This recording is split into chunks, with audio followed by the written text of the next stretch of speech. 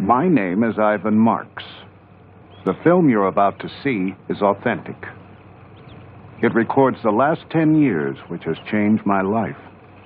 I stumbled on something that I could not believe at first, but soon realized it had significance on me and everyone around me, which could not be ignored or underestimated. The Eskimos call the subject of my story bushman. The Colville Indians of upstate Washington call him Sasquatch. The Hoopas of Northern California call him Om-mah. But right now, let's just call him Bigfoot.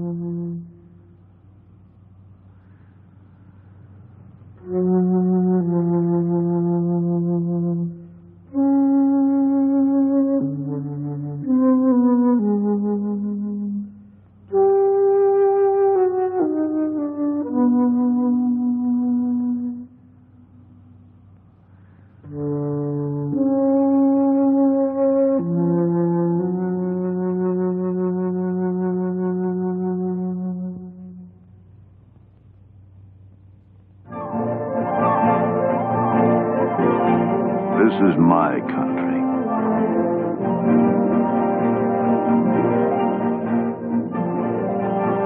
I've spent all my life in areas like this, as close to the animals as a man can get.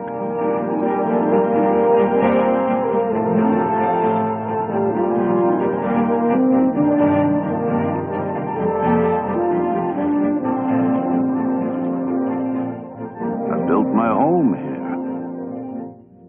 Bear Ranch. Of course, I'm prejudiced, but I think it's just about the prettiest place I've ever seen. Then there's Peggy. She's a rare woman. She's the only woman I know who'd put up with the animals I used to bring home, like those coyote pups, and raise them just like they were her own.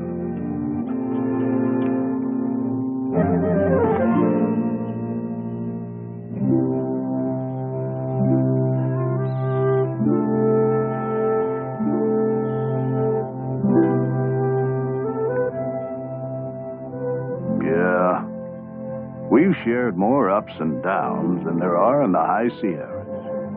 Those were good days. Simple, clear cut. You see, I'm a tracker.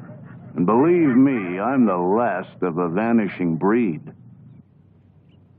I know tracks, like the FBI knows fingerprints. I specialized in renegades, killers of livestock, and sometimes people.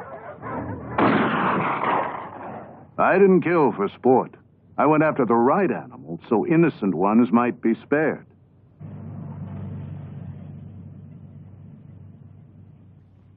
I learned trapping from my dad's shoulders back in Illinois.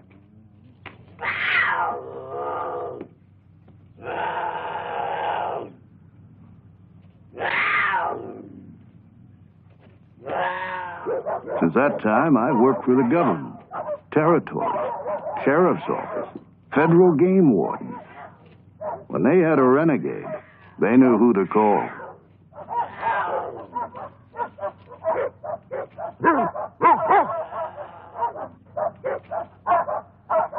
There was a time me and the dogs got called up all the way to Kodiak, Alaska. There'd been reports that bear had been killing the cattle. Now, I know bear, and the Kodiak happens to be one of the most beautiful on God's earth. Takes a lot of grub to feed him. 9 feet tall, up to a ton in weight. No need for him to be killing cattle, though. He's as fine a fisherman as you'll ever see.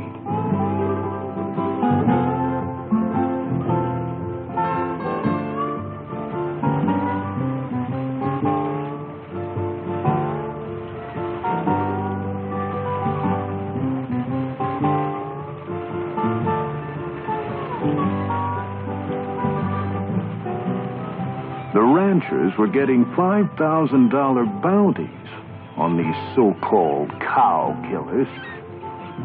So I moved in to set things straight.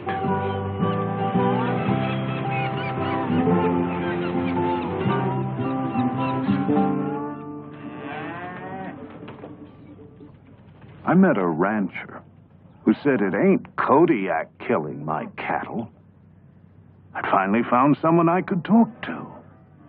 He said, Bigfoot. Straight-faced as could be. He said Bigfoot's been killing my cattle. Bigfoot? I checked the carcass and saw the cow had died naturally. The bears just fed on its remains. Found out after the grass was waterlogged. Not enough protein. Cattle died of malnutrition. Kodiak? Bigfoot? People always want their questions answered in such neatly wrapped little packages. Well, I'd heard about Bigfoot. Some abominable snowman who'd wandered across the Bering Strait before the Ice Age. I couldn't believe a grown man would tell me a Bigfoot was killing him. What a bunch of hogwash.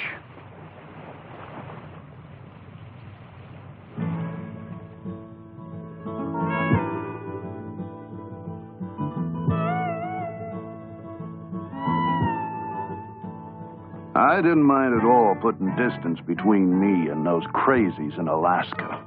And it felt good to be with some sensible folks like Peggy's brother. And Arizona University wanted us to track down a javelina hog for research. It's a small critter, but vicious.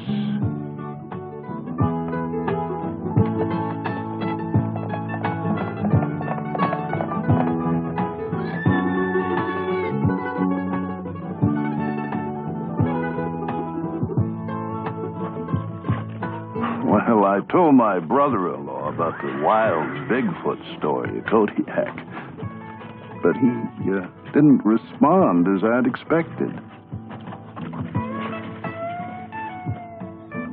He said, "Don't be so quick to make judgments.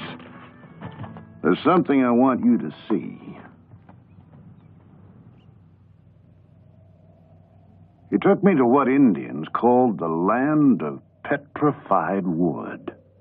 There, carved in rock, were drawings of a creature with big hands and big feet, exactly as I had heard Bigfoot described. The drawings were 700 years old. They told how creatures the Indians called stickmen had come in the night and stolen the Indian children. The Indians abandoned the village in fear.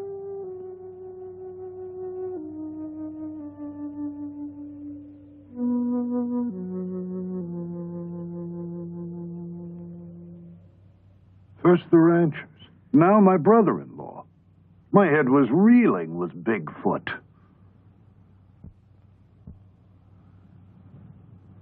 The stories are just so many words.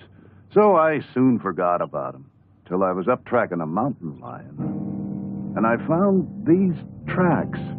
Now, they look much like human footprints, but they were 18 inches long, 6.5 across the ball of the foot, 5.5 at the heel. They were the hugest I'd ever seen. Tracks were so deep, they had to have been made by at least a 500-pound animal. And the hair, I couldn't identify it. The toe prints were spread around small rocks and dug into the earth, showing whatever made them could cover pretty rugged country. And the stride was enormous, 52 inches in length. Man's only 30. If they were fakes, somebody would have had to drag a pretty big machine over pretty rough country to make them, and they would have left their own tracks. I saw where a creature had stumbled. There was a handprint, but no sign of claws. They were so manlike. I was mystified, so I made plaster casts and sent them with the hair to a lab for analysis.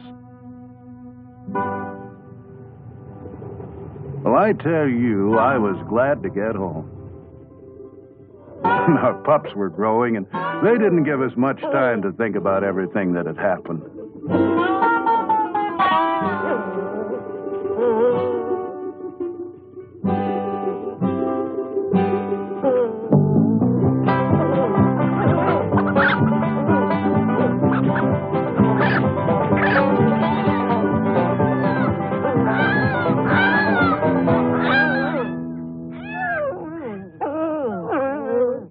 I was called to chase a renegade bear up north.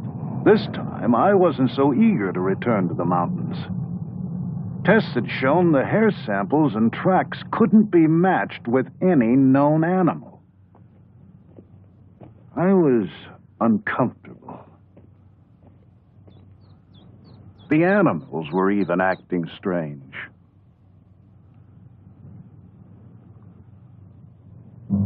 I soon found out why. I found the bear I was looking for, but not in the condition I expected.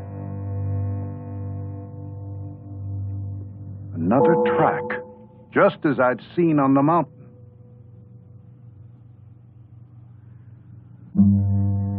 And there, between its teeth, the hair. I was astounded. A 600-pound bear that had stood 8 feet tall, lying by the side of the creek, with its neck broken.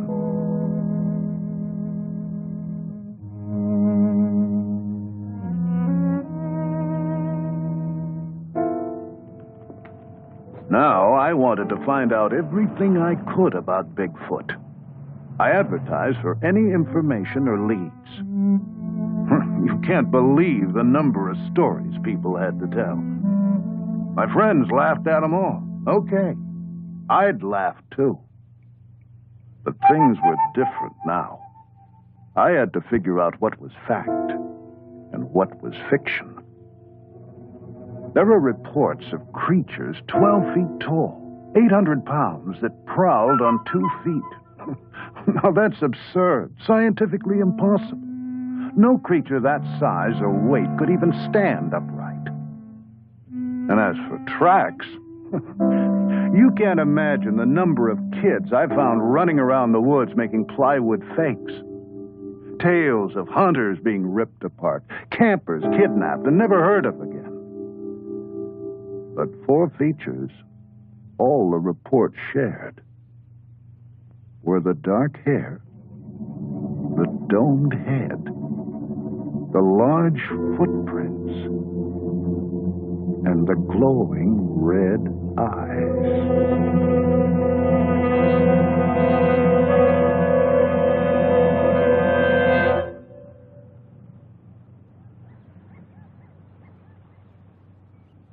Nature's my home.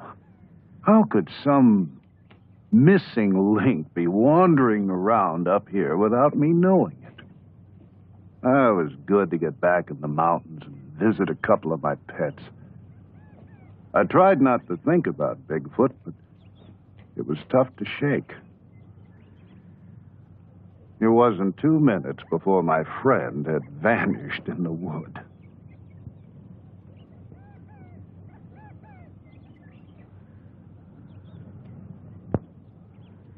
Well, I set out after him, but I couldn't find him anyplace.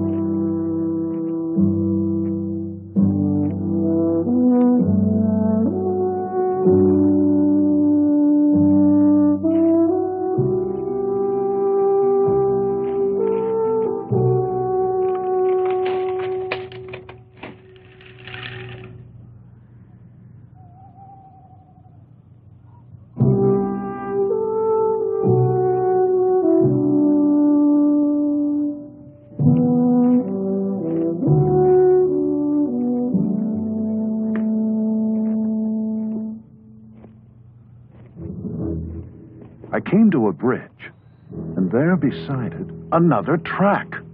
Fresh.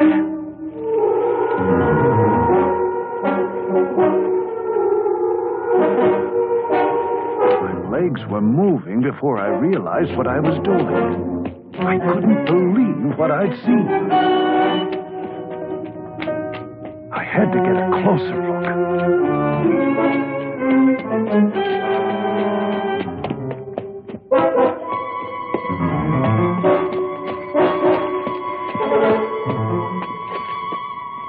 Nauseating, musky odor made it difficult to breathe. But I had to find out what I'd seen. It was getting dark. Time was growing short.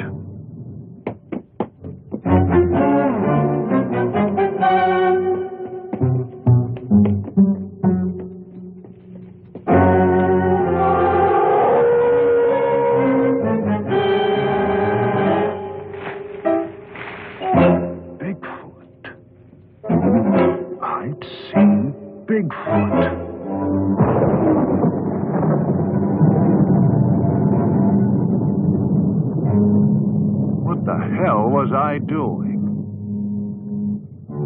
I was here alone, without a rifle, without anyone knowing where to find me. With a 500-pound, 8-foot-tall, vicious creature. I had to get out of here, get some help.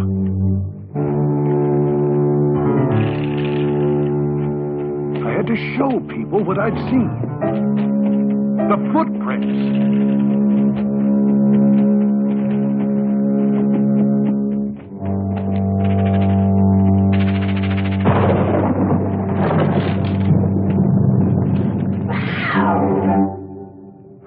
It was just the cat.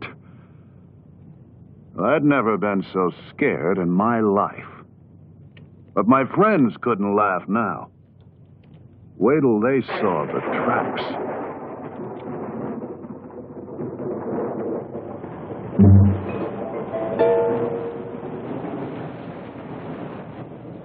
But the rains came and washed the tracks away.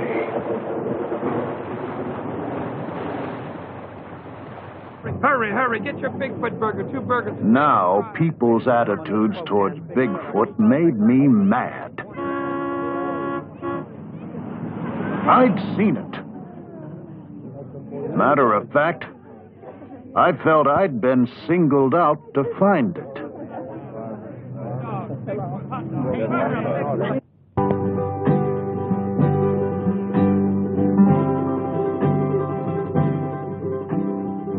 Where do you begin? Jackson Hole, Wyoming. A suspicious set of tracks. I really thought I was onto something. Over 500 on the side of a mountain. The tracks are funny things. The smallest print can melt, freeze, get snowed over. And before you know it, it's gigantic. Here, the supposed Bigfoot was a little old coyote.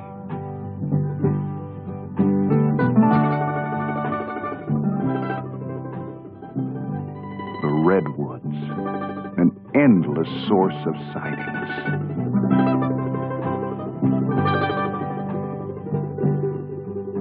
If this creature were here, where did it hide?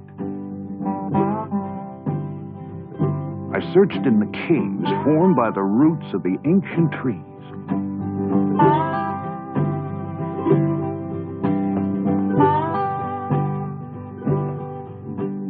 Here were perfect shelters, large, dark, secluded, hideaways to recover from injuries. Refuge for many forest animals from the elements. Protected privacy when giving birth. Hundreds of tree caves, but no tracks, bones, or unusual droppings. No clues at all. I had to be wasting my time. But there was a statue carved in redwood. Its image was based on hundreds of sightings collected over the years. And it was exactly like the creature I had seen myself.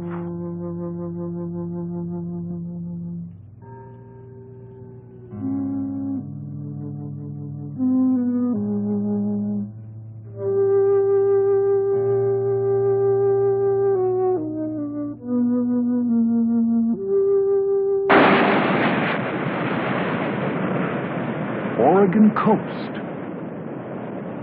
Reports of Bigfoot feeding during the run of the nightfish. The shore was secluded. Food was plentiful. It seemed a perfect place for the secretive Bigfoot. So I waited. You don't know what it is to wait till you've been a tracker.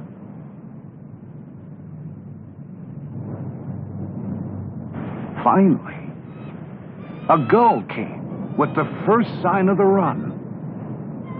And right behind it, you've never seen so many fishermen.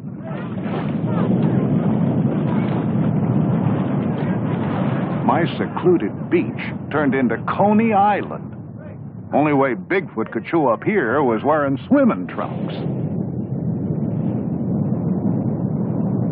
One bum steer after another. How was I supposed to know which lead to follow? I was running out of time, and I was running out of money. As we left, I felt like the waves were laughing at our backs.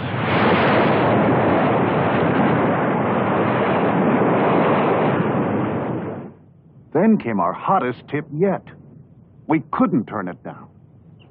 Snowbird warned us of an upcoming storm, but I was too excited and ignored it. The area was rich with wildlife. And why not Bigfoot? Plenty of food, plenty of cover. This time, remote from man. There it was. My efforts had paid off. And this time, I was ready for it. I wasn't ready to find out it was just a bear staying up past its winter bedtime. What was happening to me? Any Boy Scout knows how people's eyes play tricks on them in the woods. I was like a gun-happy hunter that makes a 10-foot grizz out of a charred old tree stump. Even the snowbird was laughing. And why shouldn't it? Here I was, a grown man running around the woods chasing some fairy tale. I felt like a fool. Well, I was out of patience, and I was out of money, so I took a job up in the wilderness around Bossburg, Washington. Had to photograph a cinnamon bear in its natural habitat. You want a bear? Here's a bear. Piece of cake. I always got what I said after.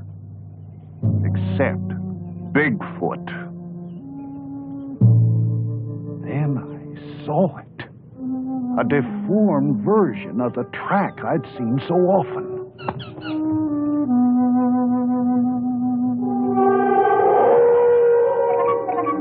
There it was. Finally, face to face with Bigfoot.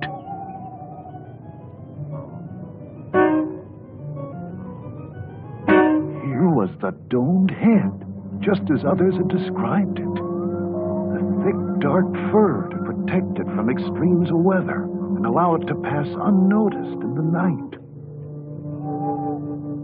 I saw it, photographed it, but scientists challenged my film. It had stood up under every conceivable test. Some revealed rugged terrain as the cause of the skinned heels, polio as the cause of the limp. But my documented evidence wasn't good enough for the experts. Experts who still asked, how could such a creature survive? Where does it live? Show us its remains. What does it eat? Experts who challenged my word but claimed credit for my film and profited by it on lecture circuits. Well, I didn't care for these people. But I was haunted by their questions. What an experience. Now I had to start finding some answers. The creature's tracks disappeared at the edge of a beaver swamp. Only sign of animal life was the geese migrating north for the summer. I wanted the satisfaction of bringing back unchallengeable proof. Still, where to begin? I found several other creatures had passed through the area, all heading north. Could Bigfoot be a migratory animal? I plotted all the reliable reports.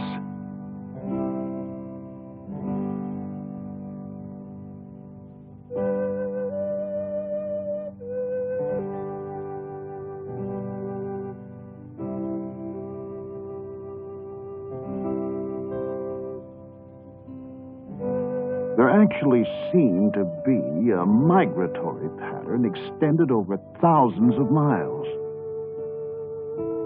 If this were true, I'd have some means of predicting the creature's movements and a good chance to find some answers to my questions.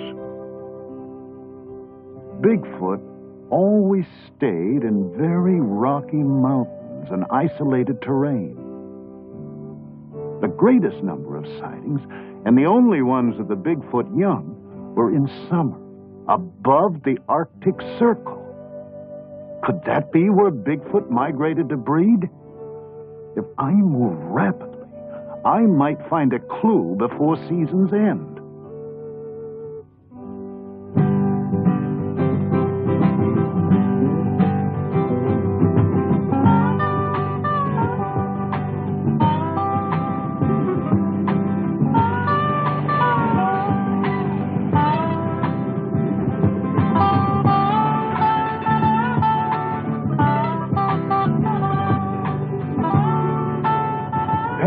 Took our camera and planned to document every step we took.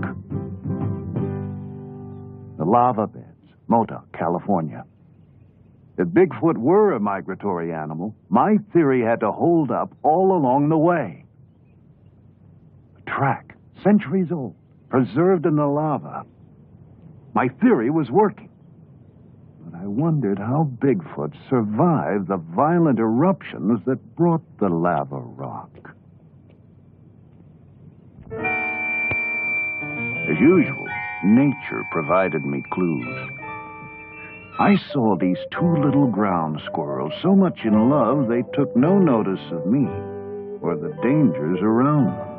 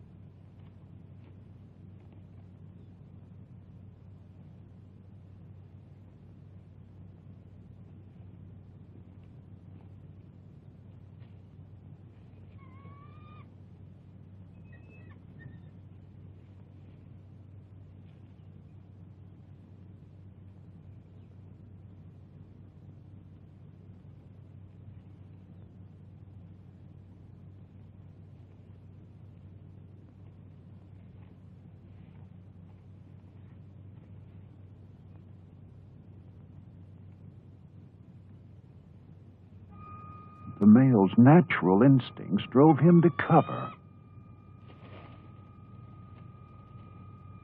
These same instincts started up in the wounded squirrel.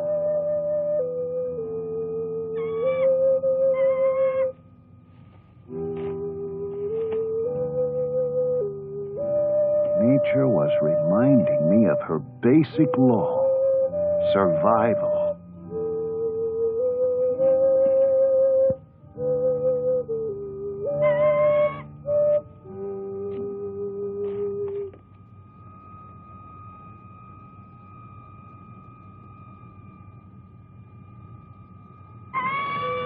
This same will to survive must have somehow kept Bigfoot going throughout all these years. But where did the creature go if it were injured? The caves, Mount Lassen.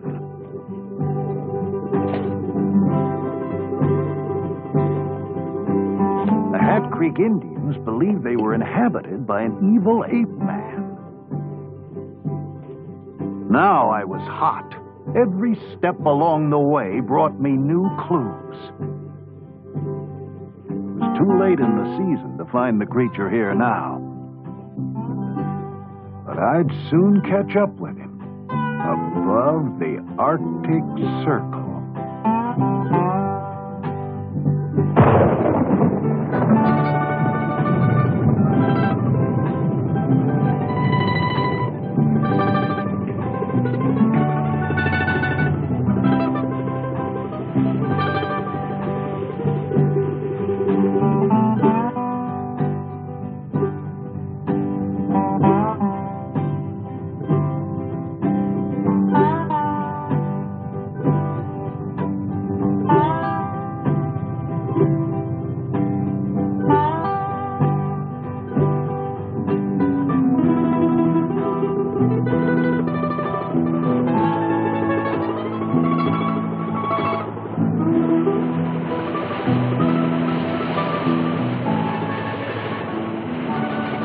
Peg and I found the people up north different. They encouraged me, took my search seriously.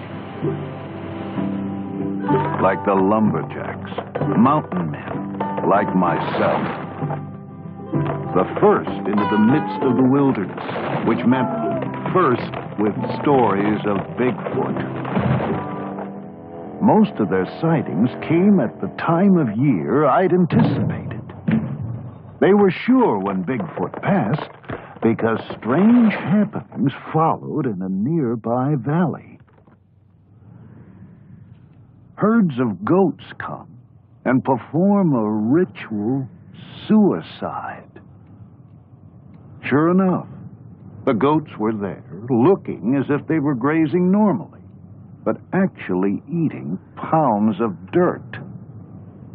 With one gulp of water, the earth turns to cement, and they die, lying in the shadow of Bigfoot, etched in rock 26 feet high, and the wolf, his only known traveling companion. What went on in this valley Bigfoot passed through went against all the natural laws of survival.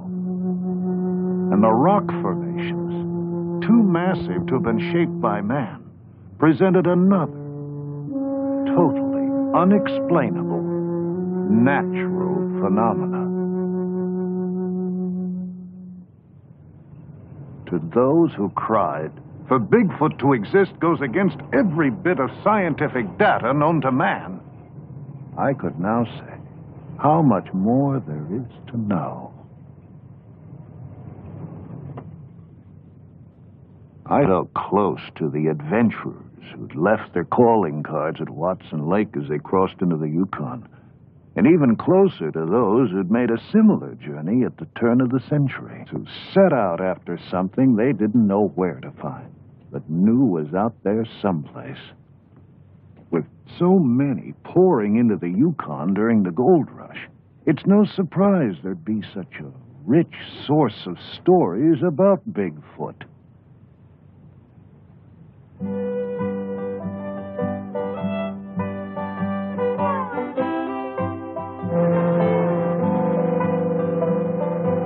first time in my life, I understood what made people like that tick.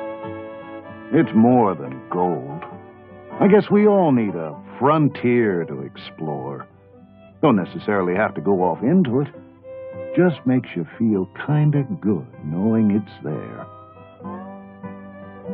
Thousands of these people came from everywhere.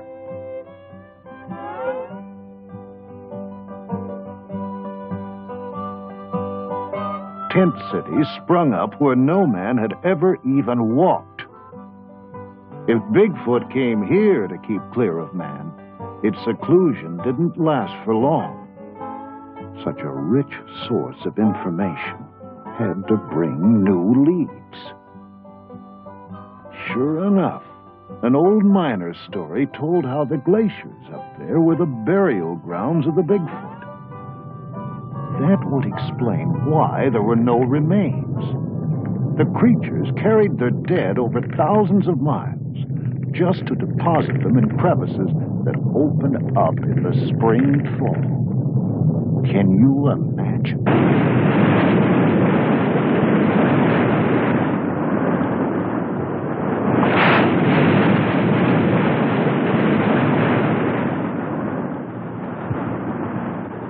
I went there searching for some remains.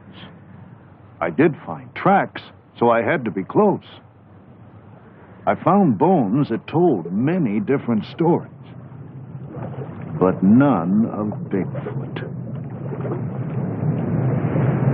The constant movement of the glaciers could either crush the remains or wash them to the sea.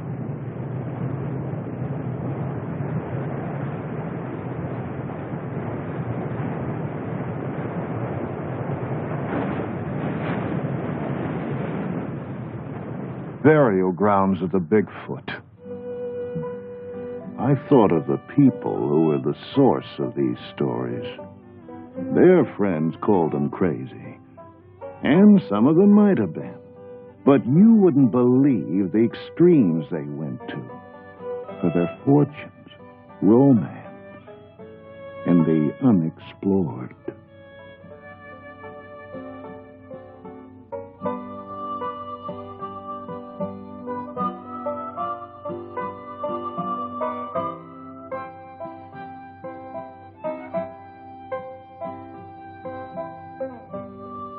I guess it wasn't so tough to believe Bigfoot could have gone to similar extremes for a far more instinctive, basic drive, as burying his dead.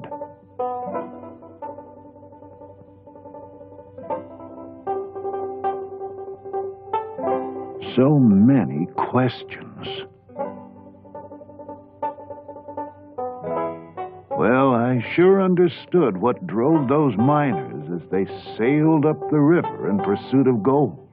For I'd soon ride the same river in pursuit of Bigfoot. The miners were gone now, but I knew Bigfoot had to still be around. The frequency of current sightings meant he'd somehow survive the diseases the white man brought into the wilds. The tuberculosis, measles, that wiped out whole tribes of Indians and Eskimos.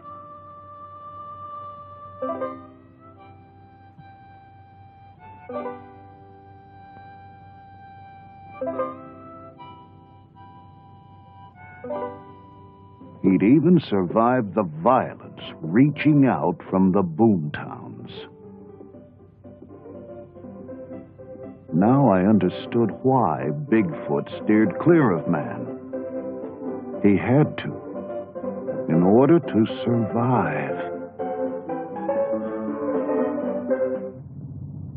However vicious the creature might be, I gained a lot of respect for the elusive Bigfoot and its ability to endure. But if we were to find it, we'd have to get to the furthest outpost of civilization.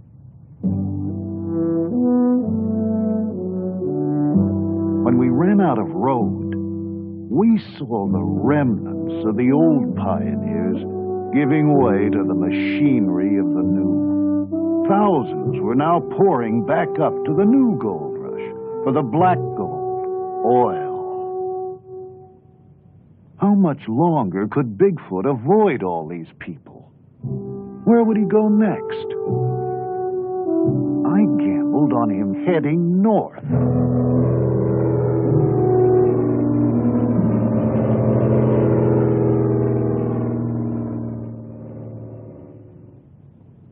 Well, traveling had been tough, so we treated ourselves to the fanciest hotel in town. There, Yukon Frida. Her sketches were based on recent sightings and descriptions of Bigfoot from that very area.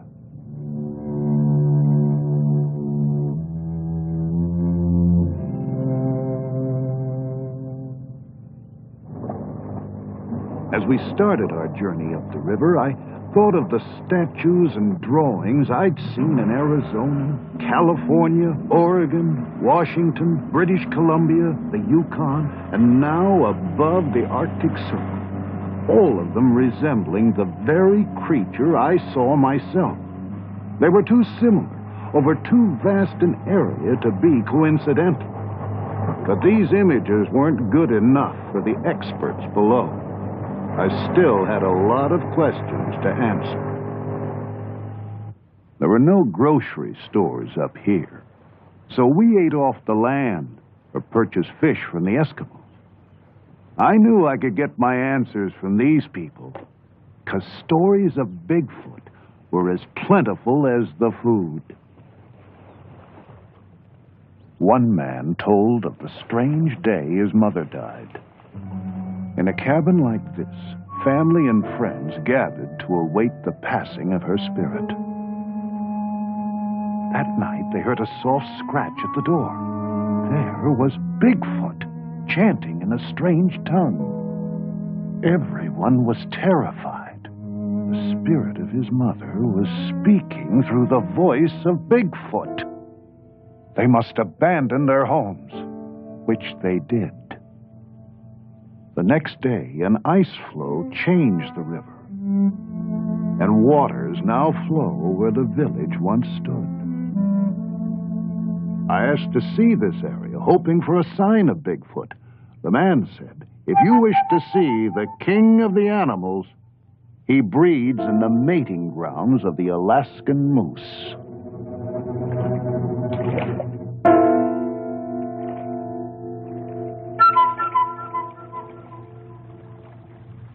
The moose came, as if a sign, reaffirming the man's words.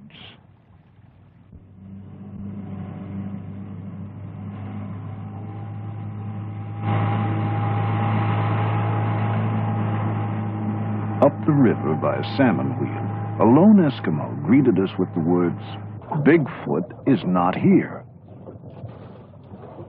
How did he know what we were after?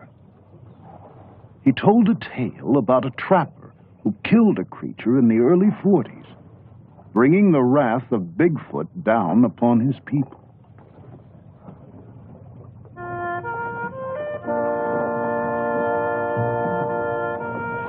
He said, "One night I was caught out on the trail with only a few minutes of twilight left. The lights began to shine in the sky. They were bright. Traveling was good. Then the snow turned red. To the north, south, east, and west, rivers of blood flowed across the sky and down into the snows. It seemed to be the last day of the world. Bigfoot was punishing us for bringing it sorrow. But then, the good white light rose from the north.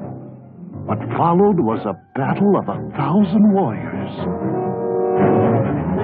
The white light was the spirit of Bigfoot, left to die by the trapper. It returned in the form of a white raven to protect us from the red wrath of its grieving brothers. If you travel the river, you may see him. And if you do, he will bring you luck.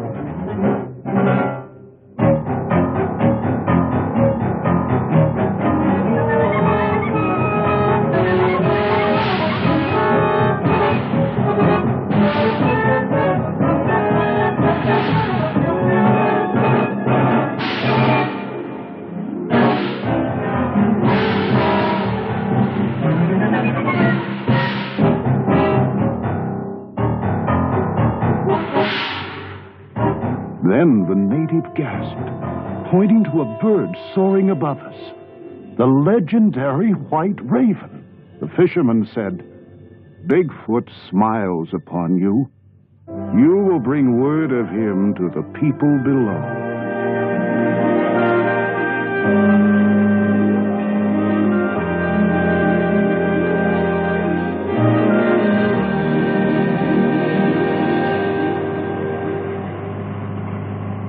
Mind was reeling. At the next village, the natives were waiting for us. They had heard about the white raven and wanted to show us their secret, sacred figure. Here it was again. They told us how Bigfoot was their friend. Their friend. How did they think such a violent creature could be their friend? They told how Bigfoot always carried the bodies of men killed or lost in the Arctic winter to the edge of the nearest village to be buried by their own kind. When I asked where I could make contact with their friend, they said, "In the land of shining eyes." But they warned me not to violate Bigfoot's domain.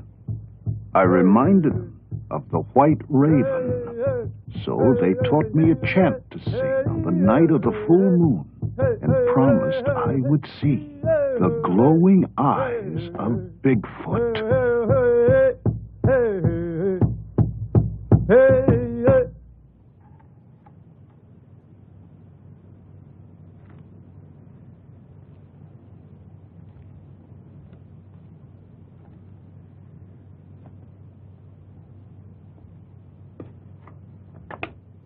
Well, I wasn't going to have a thing to do with any chanting. So I set up walkie-talkies 300 yards from the tent to monitor any movements on the tundra during the night. At the first sound, I'd have a jump on the creature.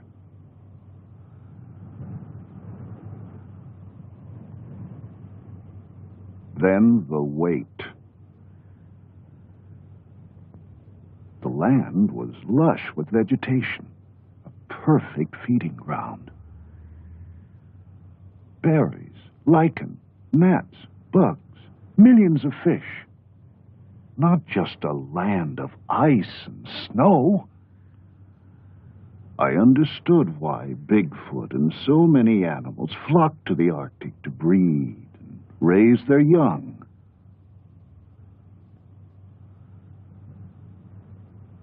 But this land was strangely silent. Where were the animals?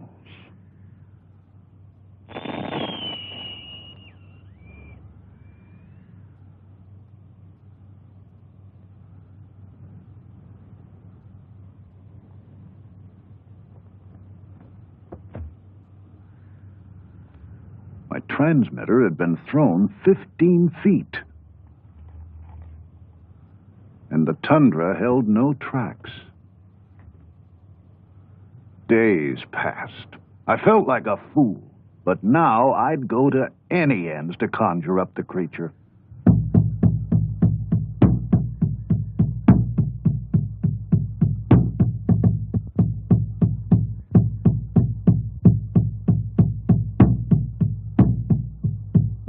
Soon Peg saw what she thought were two car lights approaching.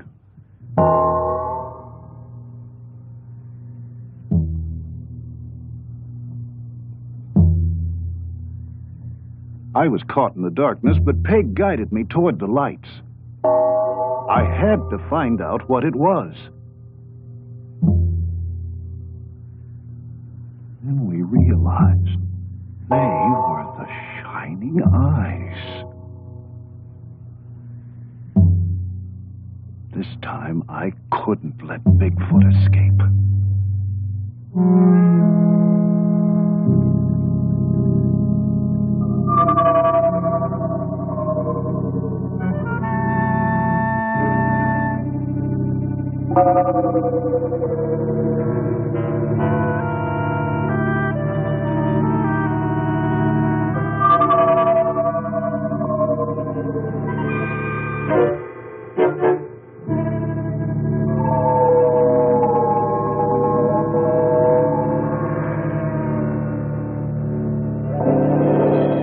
But dawn broke, and it disappeared behind a rainbow.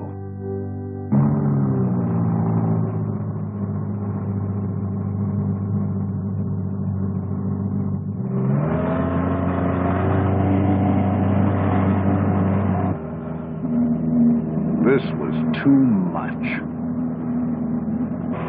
I felt like I was coming apart at the seams.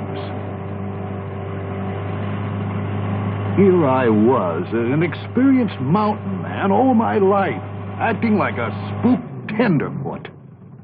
I still had 1,000 questions, and so few answers. I couldn't concentrate. My head was spinning with tall tales and folklore. I no longer knew what to believe. I had to get away from the others and be by myself.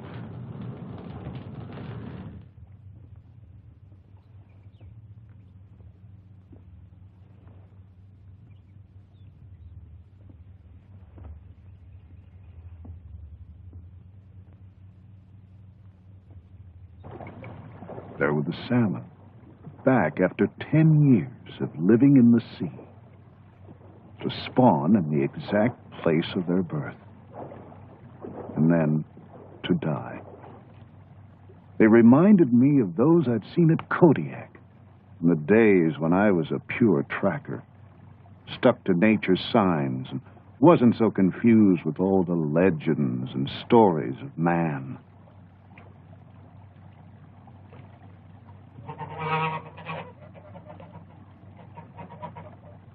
And there were geese.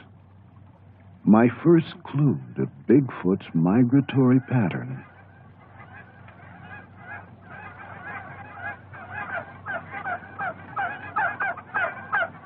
I began to feel close to nature again. I knew that's where I'd find the answers to my questions. And the caribou, watching velvet off their antlers, release swamp gas from the tundra to glow in the night.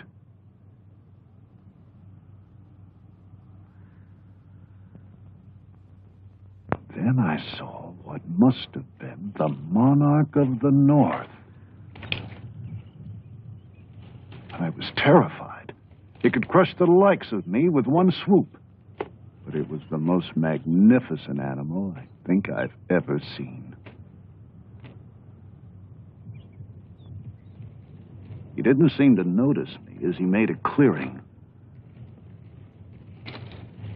He sharpened his horns as if to prepare for combat. I thought he'd come for me now. Instead, he dug a pit and marked it with his scent.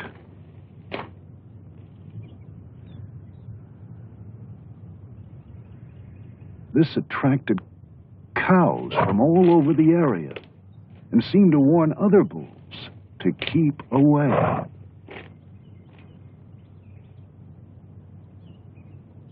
The cows declared themselves his by covering themselves with his scent. I'd made it. The mating grounds of the Alaskan moose, where no man had ever been before, and possibly the breeding grounds of Bigfoot. Some young bulls seemed a little overeager and found the monarch defending his territory against all intruders, while others waited for the right moment to move in.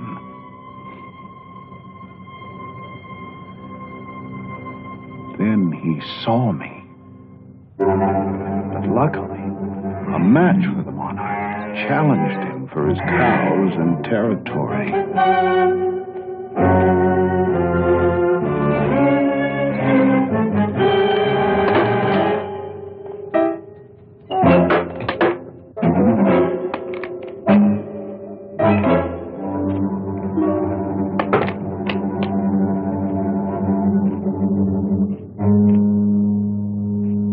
Those who'd waited now moved in.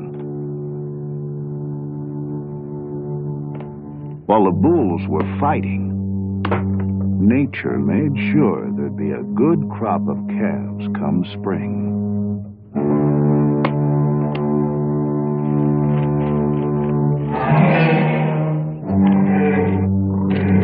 Finally, the monarch triumphed.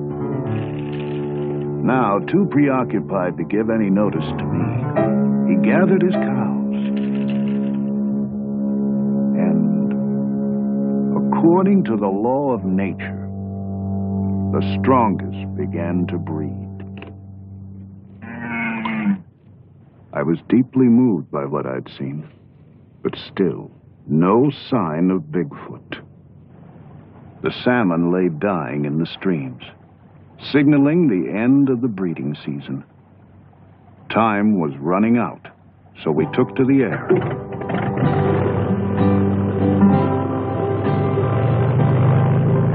The Arctic winter could close us in at any moment, so we had to move fast.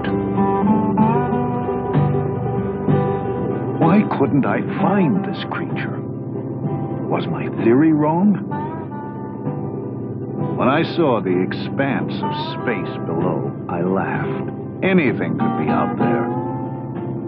They'd found Stone Age men in New Zealand. There were prehistoric fish being pulled out of the Persian Sea. My God, a primitive man walked out of the mountains 70 miles from the capital of California.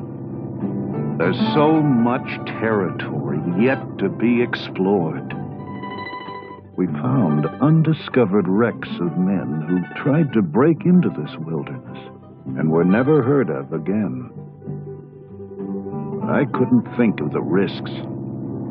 Everything I believed in was on the line.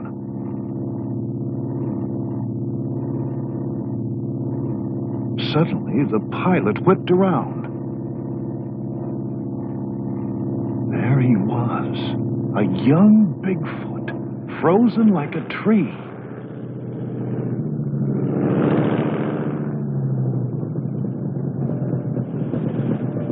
We raced back to the river, but he slipped away. Seeing the young Bigfoot confirmed my theory. I could now roughly predict the creature's movements. The crew celebrated the sighting, but it wasn't enough for me. I knew I needed to document Bigfoot's habits. The young Bigfoot's tracks led me from the river to a lush meadow. He'd passed through a herd of grazing muskox. I wondered what Bigfoot fed on. Maybe he ate vegetation too. Or fish. I'd seen him by a river. Of course, he could have been cleaning himself. Or drinking. Of course, he could be a predator. One of these oxen had last him half the winter. Bigfoot's behavior still held many mysteries. But now it was just a matter of time before I solved them. Sun up. Yeah, early start. So we can get the ball. Winter now closed down on us in earnest. We were forced to move south, just like the animals.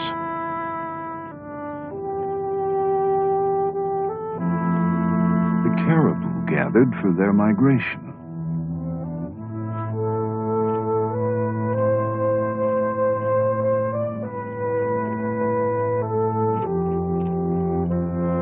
a source of food for all the meat-eating animals that followed.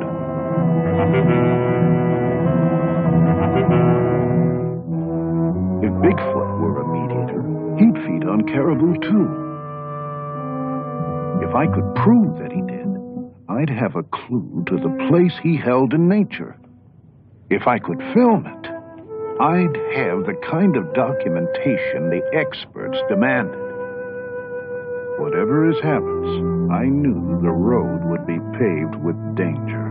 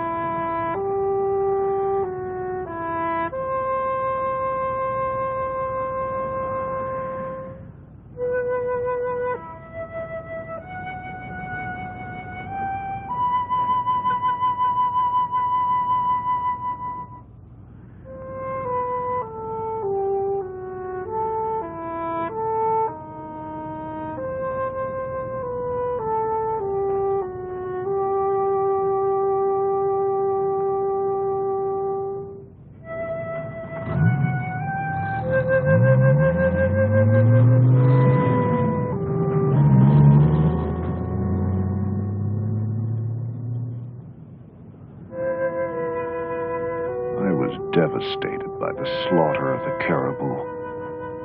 I kept thinking of Bigfoot and its migration. It had to be protected. It could be wiped out before I had a chance to study it.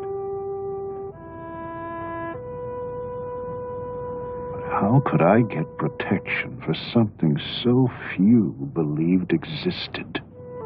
I needed that unchallengeable proof I'd first set out for. There was no sign of Bigfoot with the caribou. It must eat vegetation or fish. The perfect place. Beaver Swamp in the spring.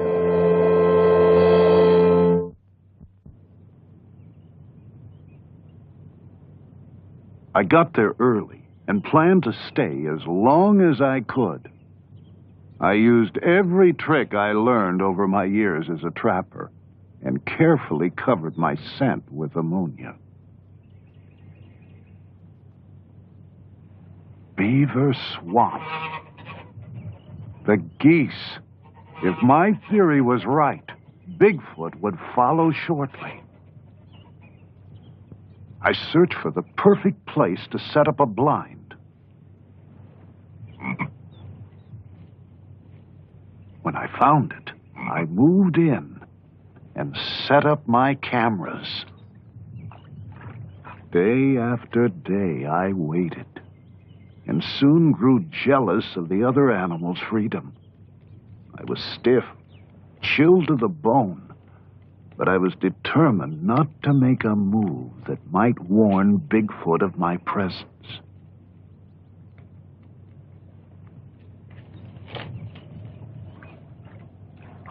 What if he didn't come?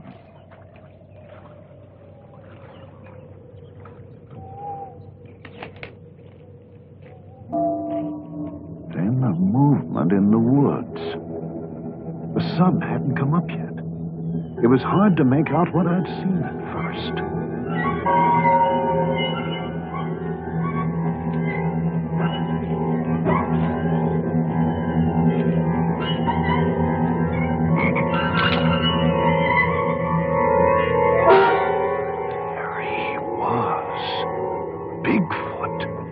standing no more than 100 yards from my blind. I began to shake all over. I could barely keep hold of my camera. He was awesome.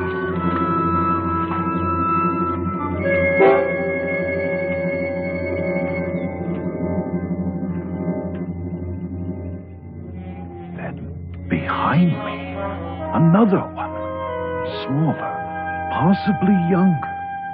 How many of them were there? Was I surrounded? They were the most extraordinary creatures I'd ever seen. I now knew why the Eskimos called Bigfoot the king of the animals. The older, larger one was 7 feet tall, 450 to 500 pounds. His domed head and long dark hair, just like the other creatures I'd seen. His odor was overwhelming, the same thick, musky scent that first led me to Bigfoot so long ago. The young one was no more than 5.5 feet tall, 250 pounds. If my guess was right, probably on its first trip away from its northern breeding grounds. He'd probably never seen a man before. If he saw me, he could panic and attack. Then I looked around and realized the other animals were carrying on normally. If danger was around, they would have fled.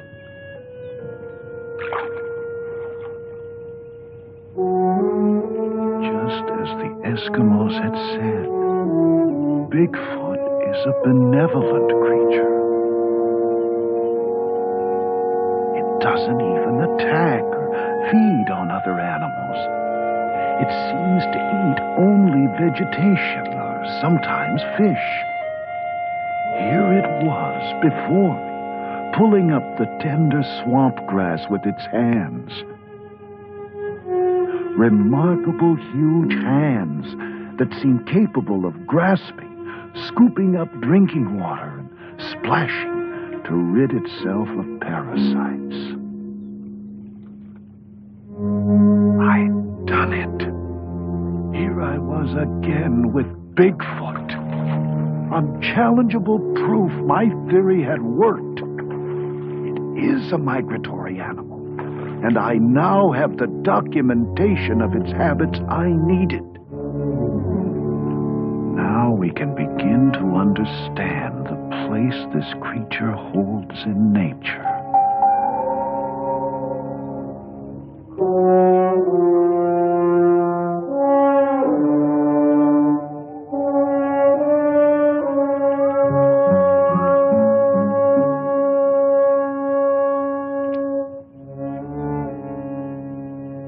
A raccoon came out to start his day's hunting.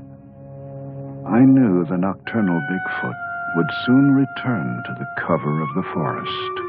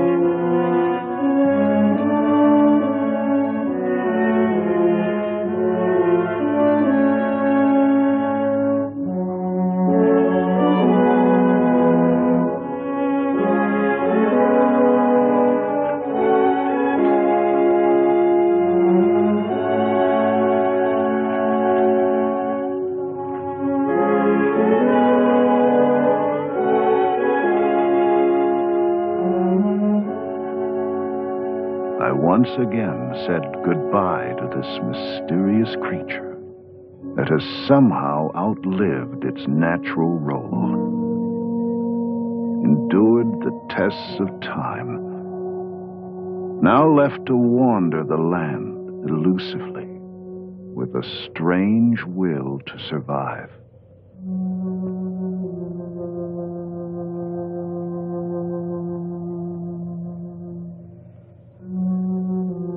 Oh, I still have plenty of questions, and I'll continue my search for the answers now. But I assure you, I'll no longer get so caught up in the problems of my research that I'll lose touch with the wonders it reveals.